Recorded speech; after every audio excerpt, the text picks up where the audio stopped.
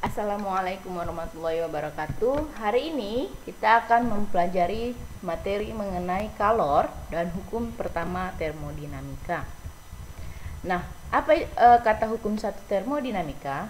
Hukum pertama termodinamika menjelaskan apabila sebuah sistem gas menyerap kalor dari lingkungan sebesar Q, maka oleh sistem mungkin kalor tersebut akan diubah menjadi: pertama, usaha luar dan perubahan energi dalam; kedua, menjadi energi dalam saja; dan ketiga, menjadi usaha luar saja. Di mana hukum termodinamika pertama itu dirumuskan menjadi Q sama dengan W ditambah U.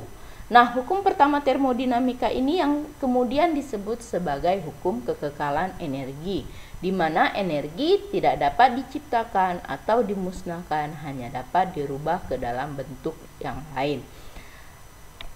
Nah, selanjutnya penerapan hukum pertama termodinamika.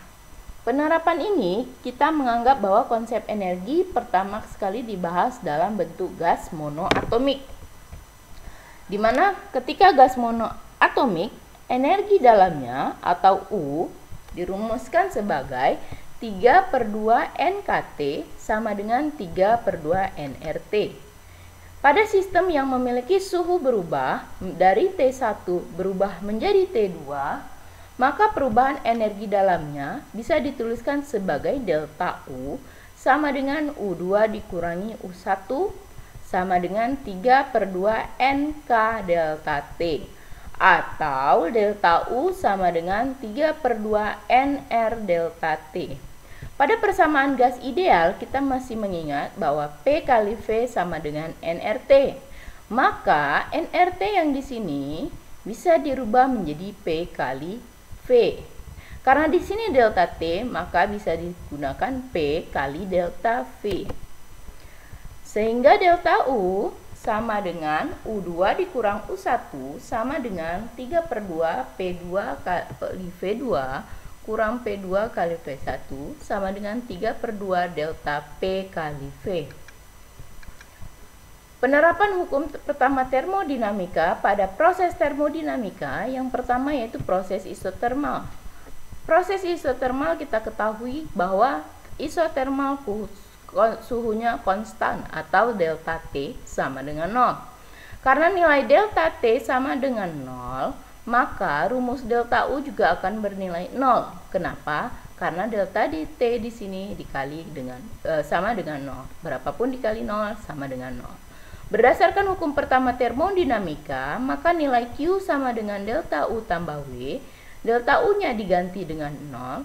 W pada keadaan isotermal, nilai nilai usaha W adalah W sama dengan nRT kali ln V2 per V1. Sehingga persamaan hukum pertama termodinamika menjadi Q sama dengan 0 ditambah nRT ln V2 per V1.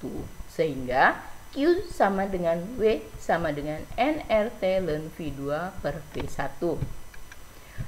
Kedua, terhadap proses isobarik. Isobarik kita ketahui adalah tekanan konstan, maka delta P-nya sama dengan 0. Sesuai dengan hukum satu termodinamika, maka Q sama dengan delta U tambah W. Delta U-nya kita masih ingat 3/2 P kali delta V. W rumusnya P kali delta V, sehingga Q sama dengan 3/2 P kali delta V tambah P kali delta V. 3/2 ditambah dengan 2/2 menghasilkan 5/2 P kali delta V. Keadaan ketiga yaitu proses isokorik. Proses isokorik terjadi pada volume tetap atau delta V-nya sama dengan 0. Sehingga usaha pada isokorik bernilai 0. Maka hukum satu termodinamika menjadi Q sama dengan delta U tambah W, W-nya 0.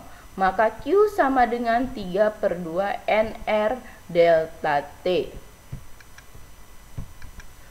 Yang keempat, proses adiabatik.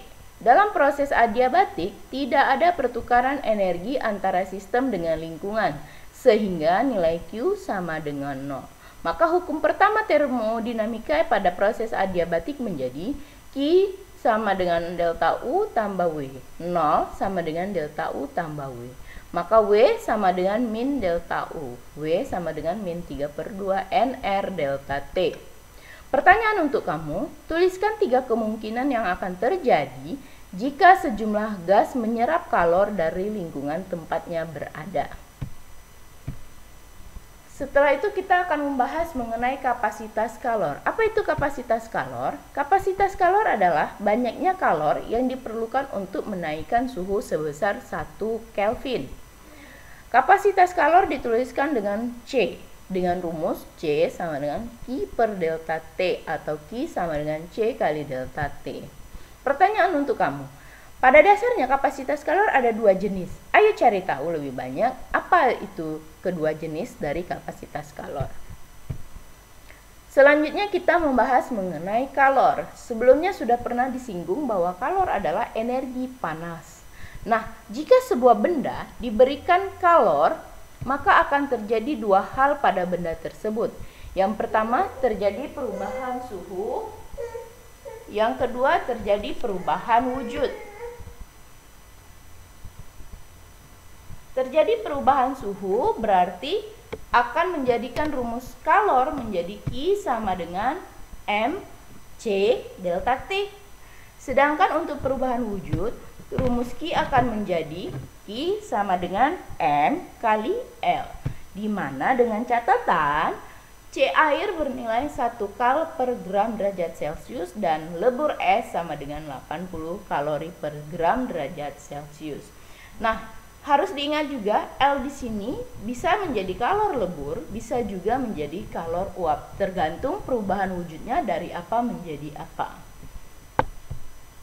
Selanjutnya, kita membahas mengenai azas Bragg. Azas Bragg ini menyatakan jika dua buah benda disatukan, maka benda yang bersuhu lebih tinggi akan melepaskan kalornya, sedangkan benda bersuhu yang lebih rendah akan menyerap kalor sehingga terjadi keseimbangan termal, yaitu suhunya sama.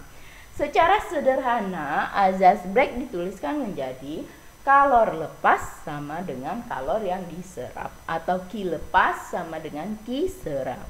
Pertanyaan untuk kamu, mengapa pakaian yang berwarna cerah lebih nyaman dikenakan saat cuaca panas daripada pakaian yang berwarna gelap? Selanjutnya perpindahan kalor. Perpindahan kalor ada 3. Yang pertama berpindah secara konduksi. Kalor berpindah secara konduksi berarti kalor tersebut melalui zat perantara tanpa disertai dengan perpindahan partikelnya. Contohnya ketika kamu memanaskan besi, ujung yang satu yang dipanaskan, ujung yang lain ikut memanas. Sedangkan besi tidak mengalami perubahan apapun. Rumusnya H sama dengan K kali A kali delta T per D. Yang kedua berpindah secara konveksi, yaitu kalor yang berpindah disertai dengan partikel-partikel zatnya. Contohnya ketika kamu memanaskan air, air yang di bawah akan naik ke atas, yang atas akan turun ke bawah, sehingga air itu akan terus berputar sehingga seluruhnya ikut panas dan mendidih. Rumusnya H sama dengan H kali A delta T pangkat 4. Yang ketiga yaitu secara radiasi. Perpindahan secara radiasi yaitu perpindahan kalor yang tidak memerlukan zat perantara atau medium. Contohnya sinar matahari, panasnya matahari bisa sampai ke bumi, panasnya api unggun bisa kita rasakan tanpa perlu menyentuh api. Rumusnya H sama dengan A kali E tau T pangkat 4. Nah, pertanyaan buat kamu selanjutnya ada 2, yaitu pertama dan kedua. Silakan diselesaikan, dicari kira-kira berapa jawabannya. Oke, terima kasih atas waktu dan kesempatannya. Sekian presentasi saya hari ini. Saya akhiri. Assalamualaikum warahmatullahi wabarakatuh.